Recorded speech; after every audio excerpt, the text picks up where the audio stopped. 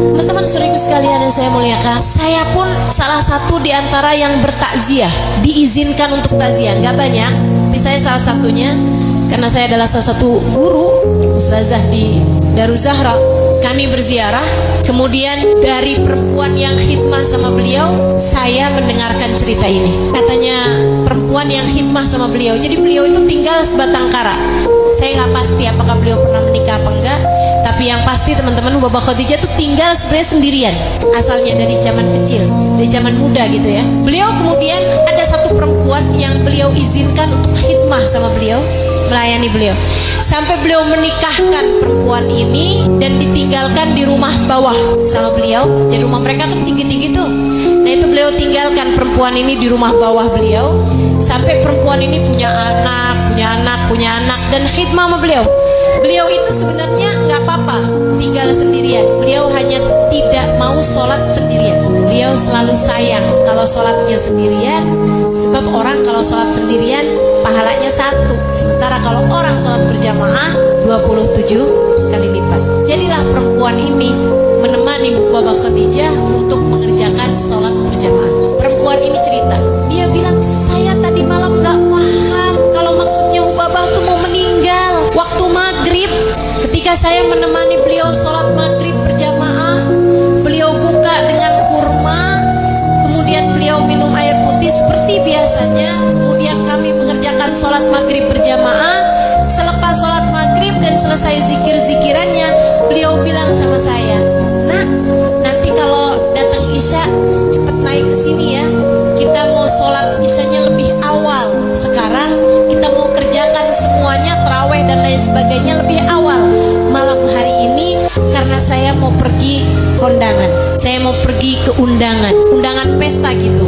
Bahasa Arabnya yang biasa dipakai baruh lazimah, kata beliau. Saya mau berangkat uzumah, berangkat pesta gitu. Dia aneh, tapi dia adalah murid dari Baba Khadijah. Murid tuh kalau dikasih tahu apa-apa, sami'na batal. Jadi habis dia selesai, dia turun, dia siapkan buka puasa untuk suami dan anak-anaknya, dia rapikan semuanya. Dia cerita sama suaminya, Baba kok aneh banget ya, katanya nanti kalau adzan suruh cepet-cepet naik adzan isya, karena katanya Hubabah beliau mau kerjain semuanya malam ini lebih awal. Katanya beliau mau pergi ke undangan gitu. Undangan apa ya? Mana ada orang ngawinin di bulan puasa kayak begini gitu. Mana ada orang bikin pesta di bulan puasa kayak begini gitu kan. Sehingga sekalian saya muliakan. Jadi akhirnya katanya Hubabah, katanya suaminya, udahlah ikut aja apa kata Hubabah. Habis selesai makan, belum cuci-cuci piring, adzan isya udah berkumandang. Kata suaminya, dah cepetan sana, udah nanti biar semuanya nih saya cucikan, saya yang beres-beres, saya yang rapi-rapikan, kamu gak usah khawatir. Udah semua urusan anak-anak, urusan saya semuanya biar saya kerjain sendiri semuanya. Kamu cepetan naik, ikutin apa katanya Hubabah. Dia pun naik, dia bilang, saya ketika naik saya dapetin Hubabah gak ada. Ternyata beliau di kamar mandi. Beliau keluar pakai baju baru yang beliau siapkan buat hari raya. Mereka tuh biasanya memang beli baju baru atau bikin baju baru tuh udah disiapin dari sebelum puasa biar gak gangguin puasa. Mereka kerjain pakai baju baru karena mengerjakan sunnah. Sunnahnya kan memang kalau hari raya pakai baju baru. Jadi dia bilang dipakainya baju baru itu, dan beliau keluar tuh dalam keadaan wangi, habis keramasan, habis wangi-wangian, pakai sabun wangi, semuanya gitu. Dibilang abis itu beliau juga pakai minyak wangi gitu kan, wangi banget. Ini Baba beneran mau pergi pesta, dandan, pakai bedak, pakai lipstik, itu serius, kayak bener-bener mau pergi pesta gitu. Pesta kemana ya? Dia bilang saya aneh karena bulan puasa nggak ada orang bikin pesta, dan lebih aneh lagi karena Hubabah selama ini tidak pernah hadir ke pesta siapapun. Orang kalau kepengen dapat berkahnya Hubabah, bukannya Hubabah yang dihadirkan ke pesta, akan tetapi pengantennya yang dibawa ke rumah Hubabah untuk mendapatkan doa. Itu dari mulianya orang tuh. Itu kalau udah mulia kayak begitu tuh, ibarat air tuh sumur. Sumur mana yang dibawa-bawa? Malah justru yang ada semua orang yang mendatangi sumur, kan begitu? Kalau udah mulianya udah besar kayak begitu tuh kayak sumur, teman-teman. Yang masih bisa pergi kemana-mana nih, kayak ibu lihat yang di hadapan ibu nih, masih bisa pergi kemana-mana. Ini mah ukurannya bukan sumur Bu, masih baru ketel ya Bu ya.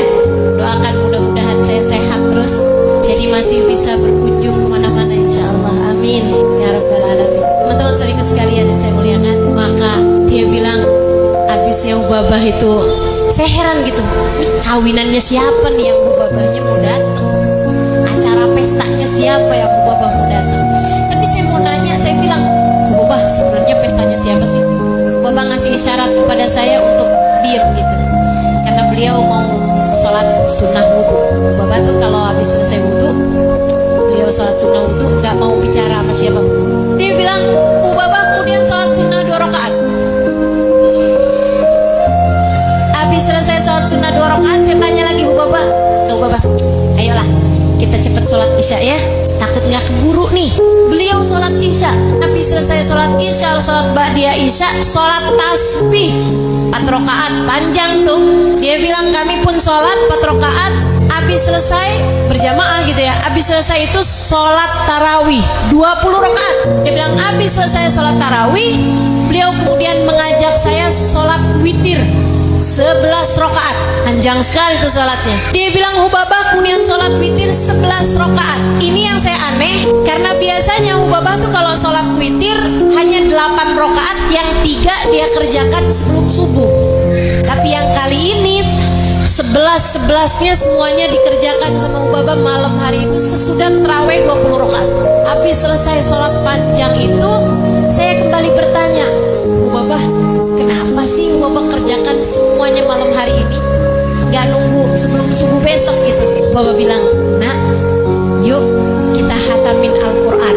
Malam hari ini saya sudah hatam Quran. Itu padahal Ramadannya baru 3 hari gitu. Udah selesai tuh baca Quran 30 juz. Beliau kemudian baca dari wadduha sampai ke bawah. Kemudian beliau baca doa-doa hataman Al-Quran.